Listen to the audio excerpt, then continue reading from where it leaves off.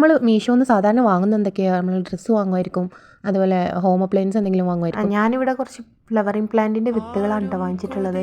ഇതിന് എനിക്ക് ആകെ 67 റുപ്പീസ് ആയിട്ടുള്ളൂ.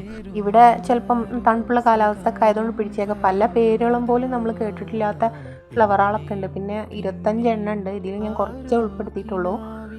അടുത്ത വീഡിയോയിൽ ഞാൻ ബാക്കിയുള്ളതും കൂടി ഉൾപ്പെടുത്താൻ നോക്കാം. അപ്പം ഞാൻ എന്നോട് ചോദിച്ചിട്ട് ഫോട്ടോസൊക്കെ കളക്ട് ചെയ്തിട്ടുണ്ട് കേട്ടോ.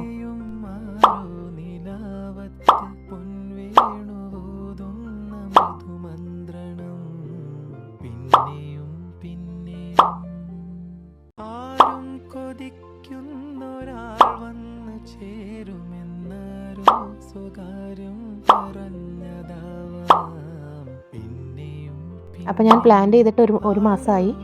ഒരു മാസത്തെ വളർച്ച എൻ്റെ ചെടികൾക്കൊക്കെ എത്തിയിട്ടുണ്ട്. അപ്പോൾ അതൊക്കെ ഞാൻ അപ്ഡേറ്റ് അറിയിക്കാം. സബ്സ്ക്രൈബ് ചെയ്ത് കൂടെ കൂടിക്കോളൂ. അപ്പോൾ ഓക്കെ, ബൈ.